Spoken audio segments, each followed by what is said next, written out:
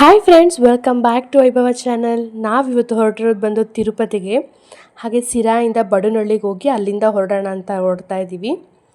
ಬಡನಹಳ್ಳಿಲಿ ಬಂದು ಅತ್ತೆಯವರು ಎಲ್ಲ ಹೊರಡಿಸಿದ್ದಾರೆ, ತಿರುಪತಿಗೆ ಹೋಗೋಣ, ಪಾಪು ತಲೆ ಕೂದಲು ಅಂತ ಹೇಳ್ಬಿಟ್ಟು. ಹಾಗಾಗಿ ಹೊರಟಿದ್ದೀವಿ. ನೋಡಿ, ಈ ಪಾಪುದೇ ತಲೆ ಕೂದಲು ನಾಮಕರಣ ಆಗಿತ್ತಲ್ವಾ, ಆ ಪಾಪು ಎಷ್ಟು ಚೆನ್ನಾಗಿ ಹಾರ ಹಾಕ್ಕೊಂಡು ಎಷ್ಟು ಚೆನ್ನಾಗಿ ಕಾಣ್ತಿದ್ದಾಳೆ ನೋಡಿ. ಆಲ್ಮೋಸ್ಟ್ 10:30 ಆಗಿದೆ, ಹೊರಟಿದ್ದೀವಿ. ಋತ್ವಿಕ್ ನೋಡಿ ಹೇಗೆ ಕೆಳಗೆ ಮಲ್ಕೊಂಬಿಟ್ಟ ಅವ್ರ ಅಣ್ಣನ ಮೇಲೆ. ನಾವು ಆಲ್ಮೋಸ್ಟ್ ಎಲ್ಲ ಒಂದು 14 ಜನ ದೊಡ್ಡವರಿದ್ವಿ, ಮತ್ತು ಒಂದು 4-5 ಜನ ಚಿಕ್ಕ ಮಕ್ಕಳು, ಎಲ್ಲರೂ ಹೊರಟ್ವಿ. ತುಂಬಾ ಎಕ್ಸೈಟೆಡ್ ಆಗಿದ್ದೀವಿ. ಅದರಲ್ಲೂ ತಿರುಪತಿಗೆ ಹೋಗ್ತಾ ಇರೋದು. ಆಲ್ಮೋಸ್ಟ್ ಒಂದು 10 ಇಯರ್ ಆಗಿತ್ತು ಅನಿಸುತ್ತೆ ಋತ್ವಿಕ್ಕಿಗೆ ತಲೆ ಕೂದಲಿಗೆ ಅಂತ ಹೋಗಿದ್ದು. ಈಗ ಹೊರಟಿದ್ದೀವಿ. ಸ್ವಲ್ಪ ಚಳಿನೂ ಇತ್ತು, ಹಾಗಾಗಿ ಜರ್ಕಿನ್ಗಳೆಲ್ಲ ತೊಗೊಂಡ್ವಿ. ಬಡನಹಳ್ಳಿಯಿಂದ ನಾವು ರೀಚ್ ಆಗೋ ಅಷ್ಟೊತ್ತಿಗೆ ಆಲ್ಮೋಸ್ಟ್ 4:30 ಆಗಿತ್ತು ಅನಿಸುತ್ತೆ. ಮೇಲ್ಗಡೆ ಬೆಟ್ಟಕ್ಕೆ ಹೋಗೋದಕ್ಕೆ ಅಂತ ಹೇಳ್ಬಿಟ್ಟು ಇಲ್ಲಿ ನಿಂತ್ಕೊಂಡ್ವಿ. ಚೆಕ್ಕಿಂಗಿಗೆಲ್ಲ ಇತ್ತು, ಹಾಗಾಗಿ ಇಲ್ಲಿ ನಿಂತ್ಕೊಂಡ್ವಿ. ಆ ಸರ್ಕಲ್ ಅಂತೂ ಎಷ್ಟು ಚೆನ್ನಾಗಿ ಕಾಣ್ತಾ ಇದೆ ನೋಡಿ.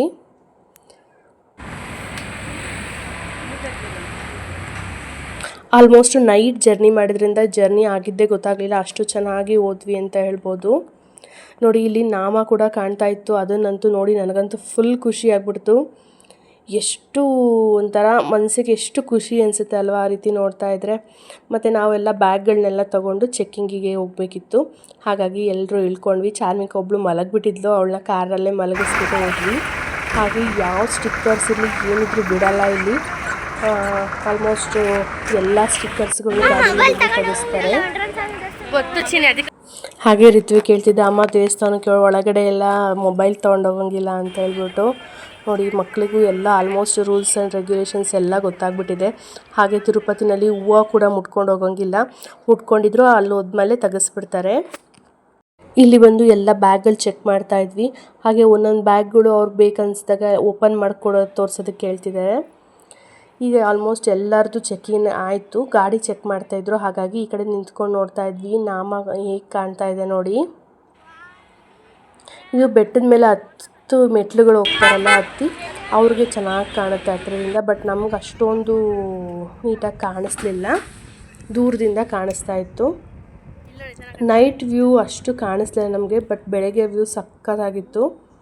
ಬೆಟ್ಟದ ಮೇಲಿಂದ ನೋಡ್ತಾ ಇದ್ದರೆ ಎಲ್ಲ ಮನೆಗಳು ಎಷ್ಟು ಚಿಕ್ಕದಾಗಿ ಎಷ್ಟು ಚೆನ್ನಾಗಿ ಕಾಣಿಸ್ತಾ ಇತ್ತು. ಈ ಸರ್ಕಲ್ ಕೂಡ ನೋಡಿ, ಬೆಟ್ಟದ ಮೇಲ್ಗಡೆ ಇರೋದು. ಹಾಗೆ ನಾವು ಫಸ್ಟ್ ತಿರುಪತಿಗೆ ಬಂದಾಗ ಬೆಟ್ಟದ ಮೇಲೆ ದೇವಸ್ಥಾನ ಇದೆ ಅಂತ ಹೇಳಿದ್ರು. ನಾವೆಲ್ಲೋ ಬೆಟ್ಟದ ಮೇಲೆ ಒಂದೇ ಒಂದು ದೇವಸ್ಥಾನ ಇದೆ ಅಂತ ಅಂದ್ಕೊಂಡಿದ್ವಿ, ಬಟ್ ಇಡೀ ಒಂದು ಊರೇ ಇದೆ ಅಂತ ಗೊತ್ತಿರಲಿಲ್ಲ. ನೋಡ್ಬಿಟ್ಟು ಇದು ಬೆಟ್ಟ ಎಲ್ಲಿ ಊರಲ್ವಾ ಅಂತ ಕೇಳ್ತಿದ್ವಿ. ನಾವು ಬೆಟ್ಟದ ಮೇಲೆ ಹತ್ತೋ ಅಷ್ಟೊತ್ತಿಗೆ ಆಲ್ಮೋಸ್ಟ್ 5:30 ಆಗಿತ್ತು. ಬೆಟ್ಟದ ಮೇಲೆ ಹೋಗಿದ ತಕ್ಷಣ ನಾವು ಫಸ್ಟು ಬೋರ್ಡ್ ಆಗೋದಕ್ಕೆ ಹೋಗ್ಬಿಡೋಣ, ಮಂಡೆ ಕೊಡೋಣ ಅಂತ ಹೇಳ್ಬಿಟ್ಟು. ಆಲ್ಮೋಸ್ಟ್ ಒಂದು 7-8 ಜನ ಇದ್ದರು ತಲೆ ಕೂದಲು ಕೊಡೋದಕ್ಕೆ, ಹಾಗಾಗಿ ಹೊರಟ್ವಿ ತಲೆ ಕೂದಲು ಕೊಡೋಣ ಅಂತ ಹೇಳ್ಬಿಟ್ಟು. ಅಲ್ಲಿ ಪಾರ್ಕಿಂಗಿಂದ ಹೋಗ್ಬೇಕಂದ್ರೆ ಆಲ್ಮೋಸ್ಟ್ ಒಂದು 45 ಮಿನಿಟ್ಸ್ ಅಂತೂ ಬೇಕಾಯಿತು ನಮಗೆ ಹೋಗೋದಕ್ಕೆ. ಗಾಡಿ ಪಾರ್ಕಿಂಗಿಂದ ನಾವು ಬೋರ್ಡ ಮಾಡಿಸೋದಕ್ಕೆ ಹೋಗೋದಕ್ಕೆ ಅಂತ ಹೇಳ್ಬಿಟ್ಟು. ಚಾರ್ಮಿಕ ಫುಲ್ ಚಳಿ ಅಂತಿದ್ಲು, ಹಾಗಾಗಿ ಅವ್ರ ಅಪ್ಪನ ಜರ್ಕಿನ್ ಹಾಕ್ಬಿಟ್ವಿ. ಹೇಗೆ ಹೋಗ್ತಾ ಇದ್ದಾಳೆ ನೋಡಿ, ನಮಗಂತೂ ನಕ್ಕು ಸಾಕಾಯಿತು ಅವಳು ನೋಡಿ. ಈ ರೀತಿ ದೇವಸ್ಥಾನದ ಒಳಗೆ ಆಸೆನೇ ಆ ಕಡೆ ಹೋಗಬೇಕಿತ್ತು, ಹಾಗಾಗಿ ಈ ಕಡೆ ಆಸೆನೇ ಹೋಗ್ತಾ ಇದ್ದೀವಿ.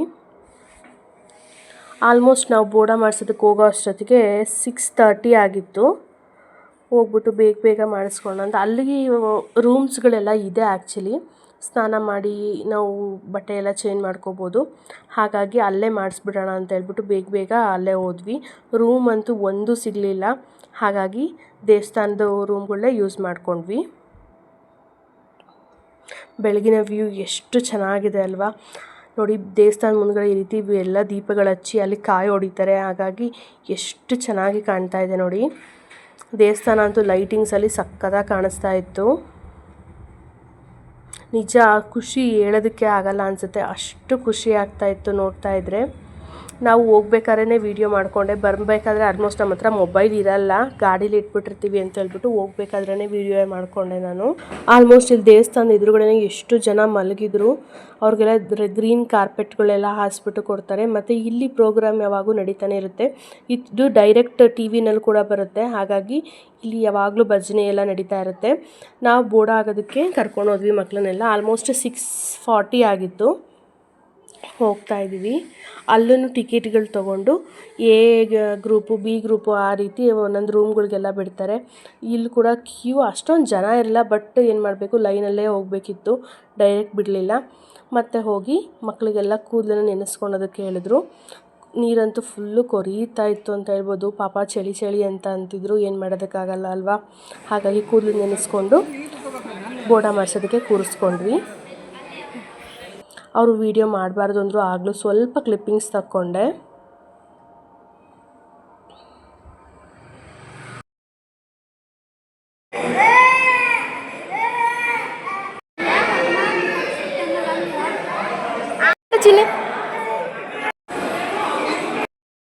ಗಂಡು ಮಕ್ಕಳು ಚಿಕ್ಕವರು ಎಲ್ಲ ಬೋಡ ಆದರು. ಮತ್ತು ನಾವು ಹೆಣ್ಮಕ್ಳಿದ್ದವರು ಎಲ್ರೂ ಅಟ್ಲೀಸ್ಟ್ 3 ಕತ್ರಿ ಕೊಡೋಣ ಅಂತ ಹೇಳ್ಬಿಟ್ಟು, ಅರ್ಕೆ ಏನು ಮಾಡ್ಕೊಂಡಿರಲಿಲ್ಲ, ಆದರೂ ಇರಲಿ ಅಂತ ಹೇಳ್ಬಿಟ್ಟು 3 ಕತ್ರಿ ಕೊಟ್ವಿ. ಎಲ್ಲರೂ ಹೇಗೆ ಕಾಣ್ತಾ ಇದ್ದಾರೆ ನೋಡಿ, ಫುಲ್ಲು ಡಿಫ್ರೆಂಟಾಗಿ ಕಾಣ್ತಿದ್ರು ಅಂತ ಹೇಳ್ಬೋದು. ಹಾಗೆ ಚಳಿ ಬೆರೆದಿದ್ಕಂತೂ ಚಾರ್ಮಿಕ ತಲೆ ಎಲ್ಲ ತಣ್ಣಗೆ ಆಗ್ತಾಯಿದೆ ಅಂತ ಹೇಳ್ಬಿಟ್ಟು ಟೋಪಿ ಸುತ್ತಿಸ್ಕೊಂಡ್ಲು ಅವ್ರ ಅಪ್ಪನ ಹತ್ರ. ನಾವೆಲ್ಲ ಸ್ನಾನ ಮಾಡಿಕೊಂಡು ಈಗ ಹೊರ್ಗಡೆ ಬಂದು ಕೂತಿದ್ವಿ. ಬಿಸಿಲು ಬೇರೆ ಚೆನ್ನಾಗಿ ಬೀಳ್ತಾ ಇತ್ತು, ಹಾಗಾಗಿ ಕೂತ್ಕೊಂಡ್ವಿ. ಎಲ್ಲರೂ ಒಬ್ಬೊಬ್ಬರೇ ರೆಡಿ ಆಗೋ ಅಷ್ಟೊತ್ತಿಗೆ ಆಲ್ಮೋಸ್ಟ್ 8:30 ಆಗಿತ್ತು. 8:30ಇಂದ ನಾವು ಆಲ್ಮೋಸ್ಟ್ ದೇವಸ್ಥಾನದ ಒಳಗೆ ಲೈನ್ಗೆ ಹೋಗೋ ಅಷ್ಟೊತ್ತಿಗೆ 9 o'clock ಆಗಿತ್ತು ಅನಿಸುತ್ತೆ.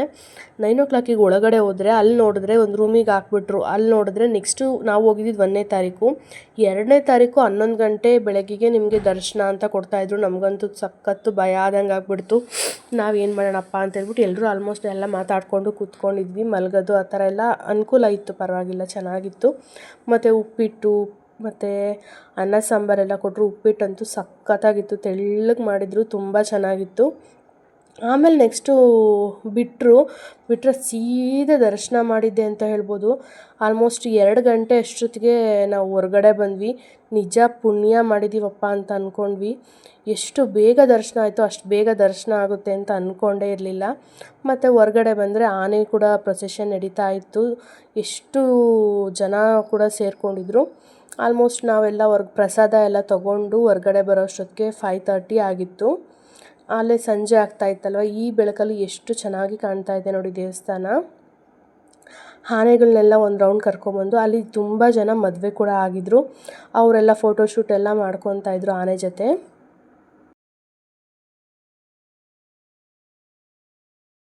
ಮತ್ತು ನಾವು ಅಲ್ಲಿಂದ ಹೋಗಿದ್ದು ಊಟಕ್ಕೆ. ಊಟ ಅಂತೂ ಅದ್ಭುತ ಅಂತ ಹೇಳ್ಬೋದು. ನಿಜ ಎಲ್ಲೋ ಈ ರುಚಿ ಸಿಗಲ್ಲ ಅಂತ ಹೇಳ್ಬೋದು, ಅಷ್ಟು ಚೆನ್ನಾಗಿತ್ತು. ಗಟ್ಟಿ ಸಾಂಬಾರು ಹಾಕಿದ್ರು, ಮತ್ತು ಆಮೇಲೆ ರಸಮ್ಮು, ಆಮೇಲೆ ಮಜ್ಜಿಗೆ ಅನ್ನ, ಮತ್ತು ಬೇಳೆ ಚಟ್ನಿ, ಮತ್ತು ಪಾಯಸ ಎಲ್ಲ ಚೆನ್ನಾಗಿತ್ತು. ತೃಪ್ತಿಯಾಗಿ ಊಟ ಮಾಡಿಕೊಂಡು ಹೊರಗಡೆ ಬಂದ್ವಿ. ಮತ್ತು ನಾವು ನೆಕ್ಸ್ಟ್ ಪ್ಲೇಸ್ಗೆ ಹೋಗೋಣ ಅಂದರೆ ಆಲ್ಮೋಸ್ಟ್ ನೆಕ್ಸ್ಟ್ ಪ್ಲೇಸ್ಗಳಲ್ಲೆಲ್ಲ ಬಾಗ್ಲು ಹಾಕಿರ್ತಾರೆ, ಸಂಜೆ ಆಗುತ್ತೆ ಅಂತ ಅಂದ್ಕೊಂಡು ಅಲ್ಲೇ ಉಳ್ಕೊಂಡ್ವಿ. ಎಲ್ಲರೂ ಆರಾಮಾಗಿ ಕೂತ್ಕೊಂಡು ಮಾತಾಡಿಕೊಂಡು ಫೋಟೋಶೂಟ್ ಮಾಡಿಕೊಂಡು ಫೋಟೋಸ್ ಎಲ್ಲ ತೆಗೆಸ್ಕೊಂಡು ಪ್ರಸಾದ ತಿಂದ್ಕೊಂಡು ಕೂತಿದ್ವಿ. ನೋಡಿರಿ ಪಾಪು ಅಂತೂ ಎಷ್ಟು ಚೆನ್ನಾಗಿ ಕಾಣ್ತಿದ್ಲು ನಾಮ ಇಟ್ಕೊಂಡು. ಎಲ್ಲರೂ ಆಲ್ಮೋಸ್ಟ್ ನಾಮ ಇಕ್ಕಿಸ್ಕೊಂಡ್ವಿ. ತುಂಬಾ ಖುಷಿ ಆಯಿತು ಅಂತ ಹೇಳ್ಬೋದು ಈ ಟ್ರಿಪ್ ಅಂತೂ. ಮತ್ತು ನೆಕ್ಸ್ಟ್ ವಿಡಿಯೋ ಕೂಡ ಇದೆ. ನೆಕ್ಸ್ಟ್ ವಿಡಿಯೋದಲ್ಲಿ ನೆಕ್ಸ್ಟ್ ದಿವಸ ಎಲ್ಲ ಟ್ರಿಪ್ ಹೋಗಿದ್ದು, ಬೇರೆ ಪ್ಲೇಸಸ್ಗಳಿಗೆಲ್ಲ ಹೋಗಿದ್ದು ತುಂಬ ವಿಡಿಯೋ ಹಾಕಿದ್ದೀನಿ. ಮತ್ತು ಇದು ನೈಟ್ 7:30, 8 ಆಗಿತ್ತು ಅನಿಸುತ್ತೆ. ಏನಾದರೂ ಸ್ವಲ್ಪ ಸ್ನ್ಯಾಕ್ಸ್ ಥರ ತಿನ್ಕೊಂಬರೋಣ ಅಂತ ಹೇಳ್ಬಿಟ್ಟು ಹೊರಟ್ವಿ. ಇವರಿಬ್ಬರು ಅಣ್ಣ ತಮ್ಮ ನೋಡ್ರಿ ಹೇಗೆ ಹೋಗ್ತಾಯಿದ್ರು. ಅಲ್ಲಿ ಗೋಳಿ ಬಜ್ಜಿ ಮತ್ತು ಮೆಣಸಿನ್ಕಾಯಿ ಬೋಂಡ ಎಲ್ಲ ಇತ್ತು. ಗೋಳಿ ಬಜ್ಜಿ ನೋಡೋಣ ಹೇಗೆ ಇದೆ ಅಂತ ನೋಡಿದ್ರೆ ದೋಸೆ ಹಿಟ್ಟನ್ನೇ ಹಾಕಿದ್ರೆ ಅನಿಸುತ್ತೆ, ಆ ಥರ ಇತ್ತು ಟೇಸ್ಟು. ಸ್ವಲ್ಪ ಎಲ್ಲ ತಿಂದ್ಕೊಂಡು ಹೊರಟ್ವಿ. ರೂಮ್ ಅಂತೂ ಸಿಗಲಿಲ್ಲ, ಹಾಗಾಗಿ ಅಲ್ಲೇ ಪಾರ್ಕಿಂಗಲ್ಲೇ ಸ್ವಲ್ಪ ಹೊತ್ತು ಮಲಗಿಬಿಡೋಣ, ಮತ್ತು ಬೆಳಗ್ಗೆ ಬೇಗ ಎದ್ಬಿಟ್ಟು ನೆಕ್ಸ್ಟ್ ಪ್ಲೇಸ್ಗೆ ಹೋಗೋಣ ಅಂತ ಹೊರಟ್ವಿ. ಅವ್ರ ದೊಡ್ಡಮ್ಮ ಬಂದುಬಿಟ್ಟು ರಿತ್ವಿಕ್ಕಿಗೂ ಚಾರ್ಮಿಕ್ಕಿಗೂ ಸ್ಟ್ರೈನ್ ಆಗಿರುತ್ತೆ ಅಂತ ಹೇಳ್ಬಿಟ್ಟು ರಿಲ್ಯಾಕ್ಸ್ ಮಾಡಿಸ್ತಾ ಇದ್ದಾರೆ. ಅವರು ಯೋಗ ಟೀಚರ್ ಕೂಡ, ಹಾಗಾಗಿ ರಿಲ್ಯಾಕ್ಸ್ ಮಾಡಿಸ್ತಾ ಇದ್ರು ಬಾಡಿನ. ಇದು ಬಂದು ಬೆಳಗಿನ ಜಾವ 5 ಗಂಟೆಗೆ ದೇವ್ರ ಉತ್ಸವ ನಡೀತಾ ಇದೆ. ಆ ಟೈಮಲ್ಲಿ ನಮಗೆ ಗೊತ್ತಿರಲಿಲ್ಲ. ಅಣ್ಣ ಕ್ಲಿಪ್ಪಿಂಗ್ಸ್ ತಗೊಂಬಂದರು, ತುಂಬ ಖುಷಿ ಆಯಿತು. ಮತ್ತು ಇದು ಏನು ಹಿಂದ್ಗಡೆ ಟ್ರಯಾಂಗಲ್ ಶೇಪಲ್ಲಿ ಇಟ್ಕೊಂಡಿದ್ದಾರೆ ಅಂದರೆ ಅಕಸ್ಮಾತ್ ಮಳೆ ಬಂದರೆ ದೇವ್ರಿಗೆ ಹಿಡಿಯೋದಕ್ಕೆ ಅಂತ ಹೇಳ್ಬಿಟ್ಟು ಆ ರೀತಿ ಮನೆ ಥರ ಮಾಡಿಕೊಂಡು ಇಟ್ಕೊಂಡಿದ್ದಾರೆ.